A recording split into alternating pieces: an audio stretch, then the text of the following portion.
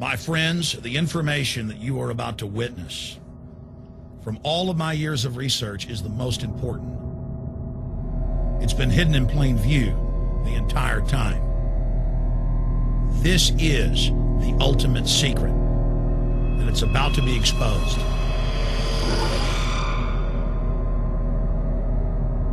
I have hundreds of government documents, textbooks, white papers, where for over 80 years, the elite of the Western world have talked about adulterating food and water to sicken and sterilize the population for the purpose of eugenics. It's all covered in the book Eco Science, written by the White House science czar, John P. Holdren, where they talk about a planetary police state to carry out the forced sterilization. They also talk about covert systems in the water and food to sterilize the population. Now, this was written decades ago, before he was White House science czar. Now, suddenly, the stuff in this book is all over the news. They're selling it to the public as if it's a good thing. You see here before you what an average person would buy when they went shopping at the store. Not everything here is bad for you, but much of it has compounds and artificial chemicals that have been added that are extremely toxic and bad for your health, and they have known this the entire time, and they have approved them for use. Let's start with aspartame.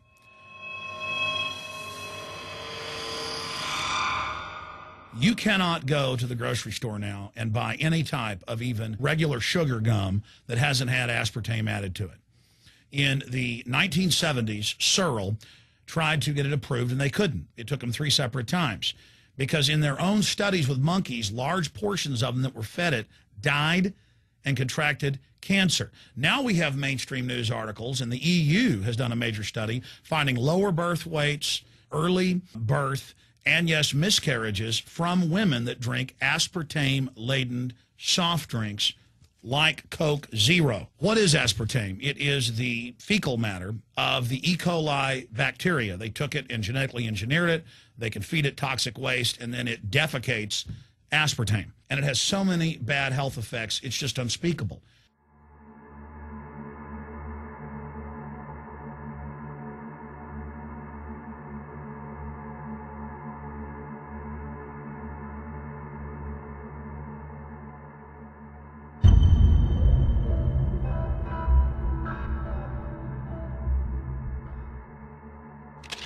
This is being done by design. It's also very, very addictive. But let's just go ahead and move away from aspartame and talk about McDonald's and chicken McNuggets. Now, I remember a decade ago or so reading health advisories claiming that a form of plastic that's used in silly putty, basically a type of silicone, was in the chicken McNuggets, but also in many other TV dinners and other foods. It is illegal in every other nation in the world to add these chemicals to the food, but it's not in the United States. The big secret is all of this was done by design by the FDA.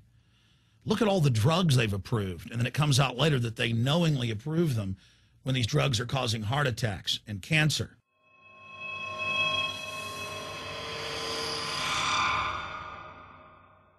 In the Nuremberg trials, it came out that the Nazis were adding sodium fluoride to the water supply in the labor camps and death camps to make the population more docile and controllable. There had been hundreds of university studies before Hitler even came to power. This is a form of forced medication. They admit that 1 part per million of sodium fluoride more than doubles the chance of bone cancer in boys and men. As the public became educated in the last few decades, the government industry's response was to not just put it in water, but to start adding it to thousands of products like children's water that's mixed with their formula or with their cereal. They started adding as much as 900 parts per million in things like powdered eggs. It causes reductions in IQ. It increases sterility or lack of fertility, and it's being added to so many of the daily staples that we consume. We'll get back to food additives in a moment. But first, I wanted to look at genetically modified organisms.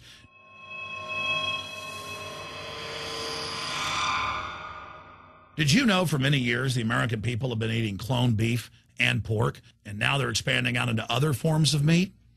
Let's look at salmon first. Major university studies conclusively have proven that the type of genetically modified salmon that is actually a cross species, they've mixed other animal genes in with it, that when this fish is introduced with wild natural salmon, within 40 generations, all of the natural salmon are extinct. And the FDA approved this. And they're going to allow it to be released into the wild that isn't even a salmon. It is a cross-species chimera. It is a mixture like something out of the island of Dr. Moreau, something out of a nightmare.